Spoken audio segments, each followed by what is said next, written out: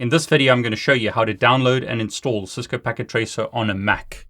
In this example, I'm running Cisco macOS Catalina.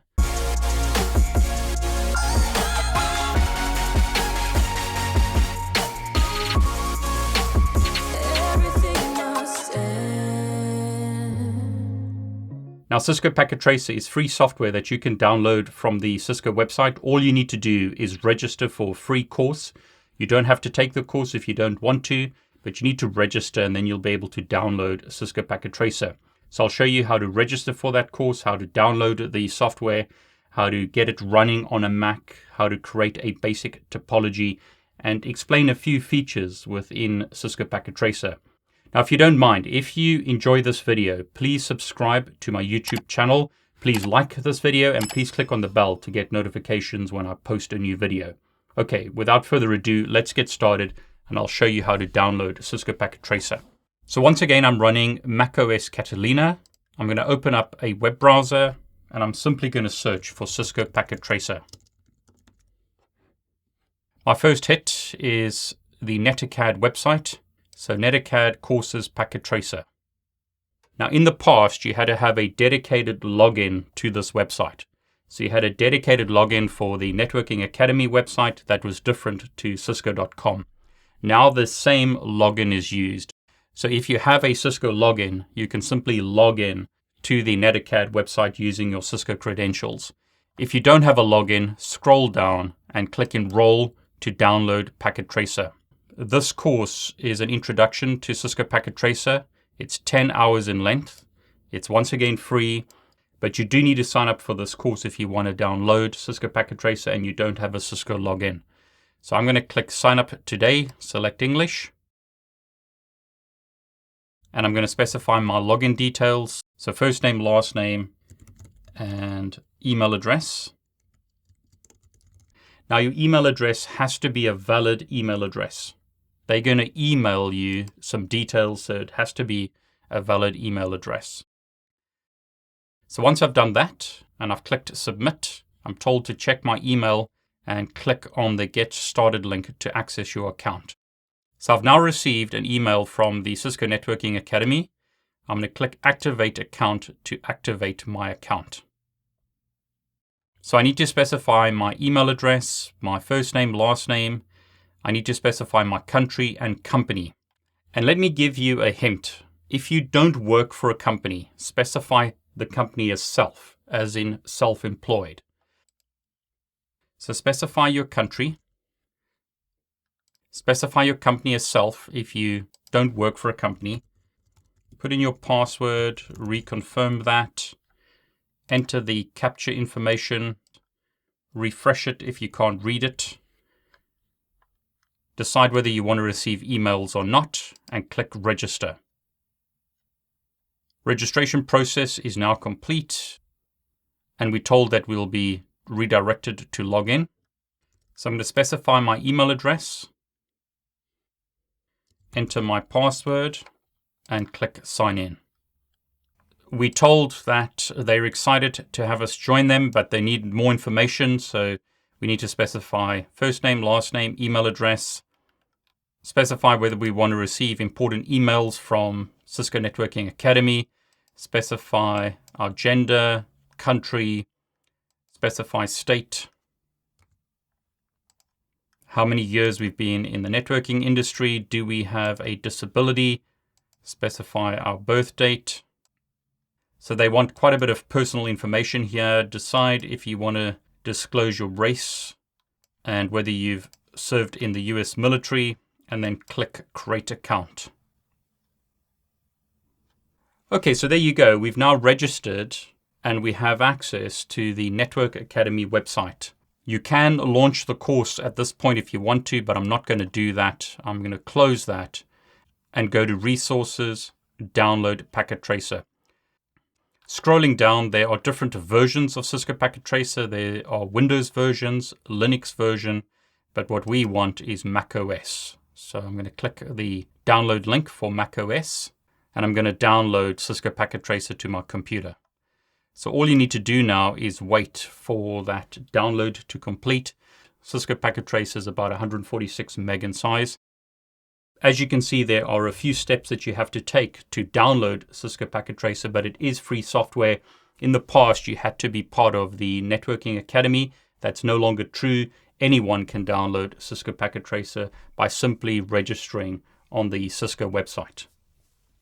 Okay, the software has downloaded. I'm going to double click on the DMG file and then double click on the installation app. We warned that this application was downloaded from the internet.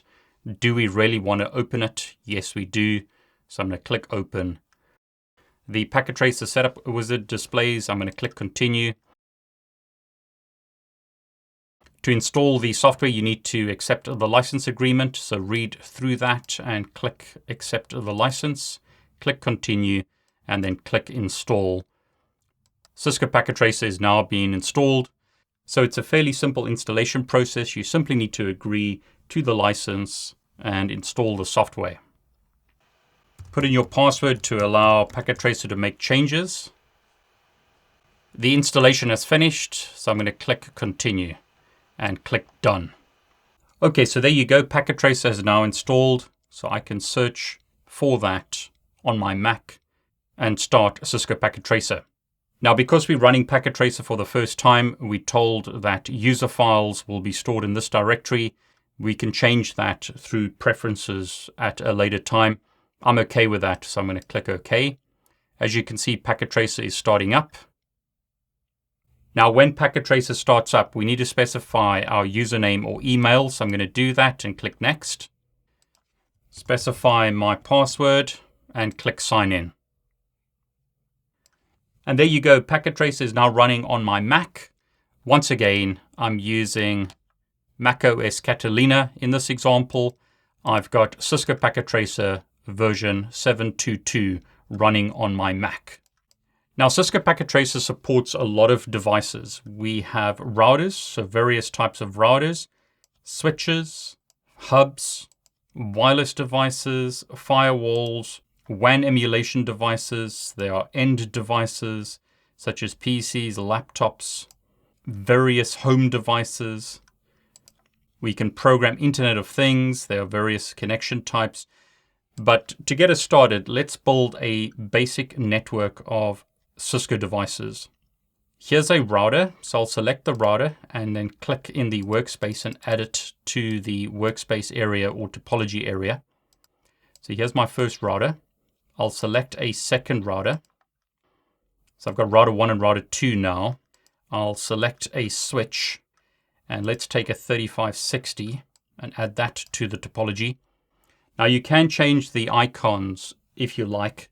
I'll show you how to do that in a separate video. So you could change the logical or physical view of your devices.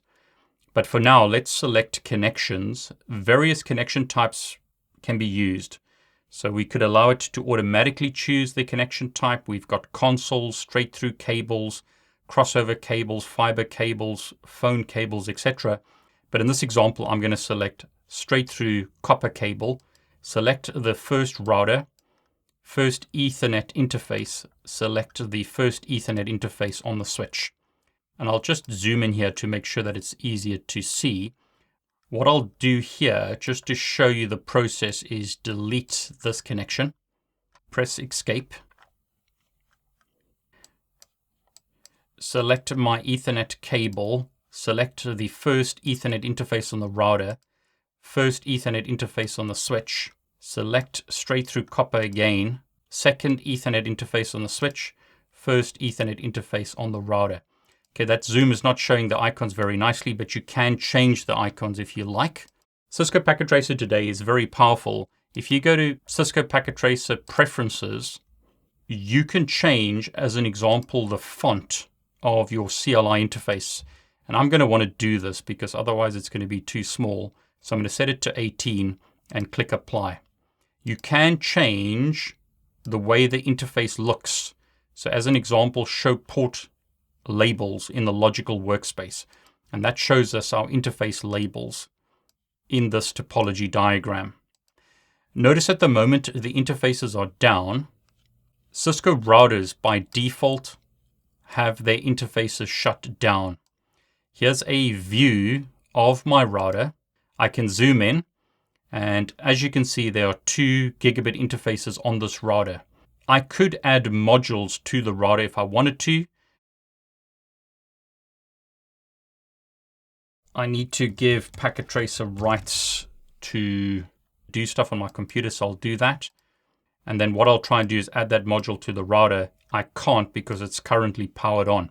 So if I wanted to add a module to the router, I need to turn the router off, and then I can add the module to the router, and then I could turn it on again.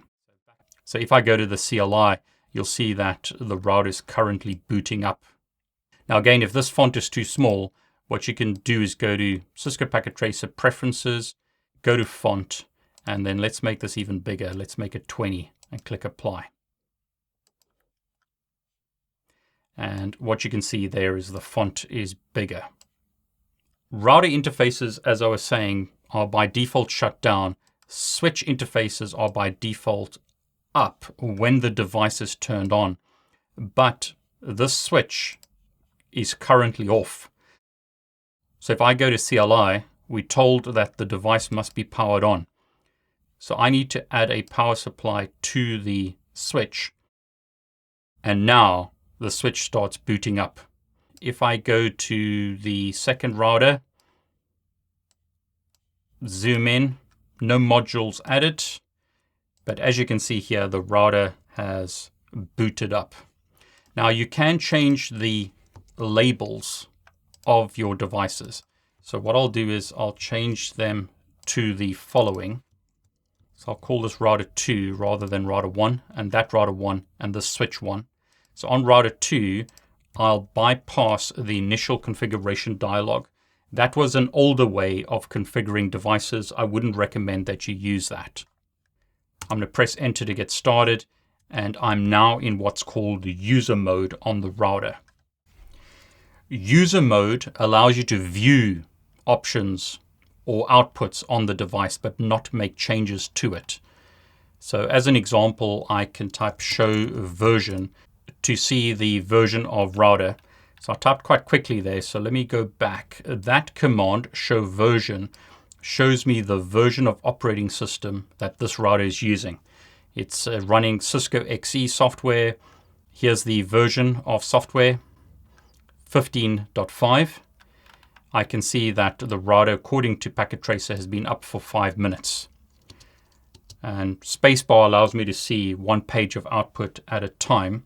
If I type EN and press tab, that auto completes the command, and this takes me to what's called privilege mode or enable mode. This gives me full rights to the system. It's kind of like an administrator in Windows or root in Linux. Gives me a lot more privileges to do things such as go to configure mode. I'm going to type CONF and press tab, T tab. This takes me to what's called global configuration mode, and I can now configure things on this device, such as the host name. So I typed HOST host tab, question mark tells me what options are available, and what I'll do here is specify the host name of the router. So host name will be router 2 on interface. So I'll type INT tab, gigabit 000, so G tab. Question mark shows me the options available. Carriage return here. So on interface gigabit 000, I'm going to type no shut. Notice the interface went green. Interface has come up. Specify an IP address. In this case, I'll specify 10.112 with a subnet mask of that. Type end. That takes me back to privilege mode or enable mode. And I'm going to type copy running config, startup config to save the router configuration. What I've done here is configure an IP address on this router, router 2. Now the reason why this is green is because switches run something called spanning tree, which helps stop loops in a topology. So spanning tree takes a while to converge or sort things out. So this will go green, and there it's just done that once spanning tree has determined that there are no loops in the topology. I'll go back to router 1, bypass the initial configuration dialog, press enter or return to get started, type enable. Notice I can use shortcut commands rather than typing the full command, and I could specify the host name as router1. Interface gigabit 000, no shut, which is actually no shutdown to enable the interface. Interfaces come up, and I can specify an IP address of 10.1.1.1 and a subnet mask. Now I've just decided to use these IP addresses. You could use any IP address that you want to use that makes sense in your topology. I typed end here to go back to privilege mode. Now, once the interface has gone green, in other words, once spanning tree has converged, I'll be able to ping the other router. For the moment, I'll ping myself as a test. So router 1 has pinged its IP address. You can see the IP address of the router by typing show IP interface brief. This IP address is configured on this interface. So I've been able to ping myself in this topology. I won't be able to ping router 2 until spanning tree converges, because spanning tree blocks traffic, as in pings or any type of normal user traffic, until the network has converged. And as you can see there, the ping started succeeding once the interface went green. In other words, once spanning tree had converged. And now I'll be able to ping router 2. Now it's running a little bit slow here. There it's a bit quicker. Don't worry too much about that.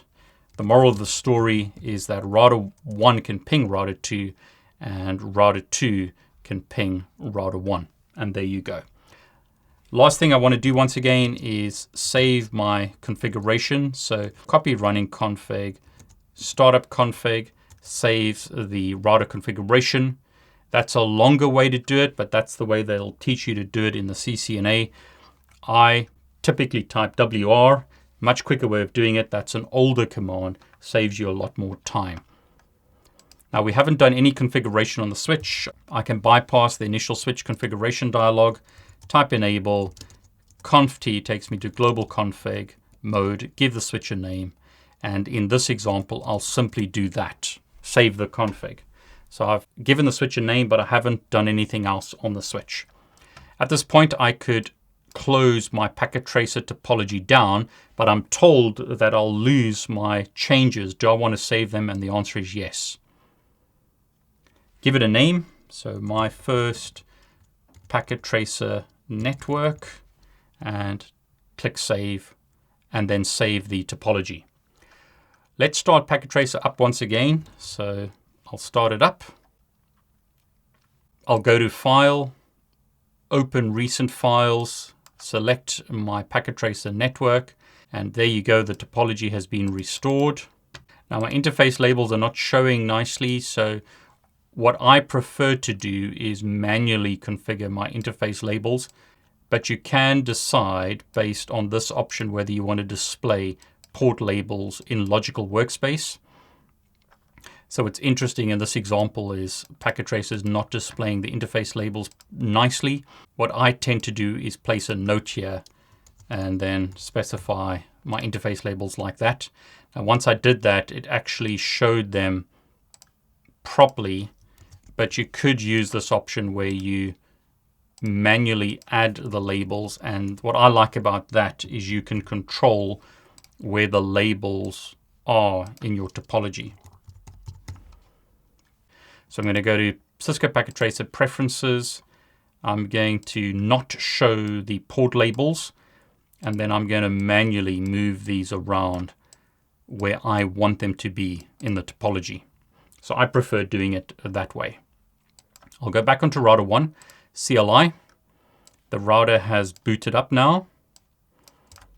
So type enable, can we ping router 2 from router 1? And the answer is yes, we can. So I've shown you now how to download and install Cisco Packet Tracer on a Mac.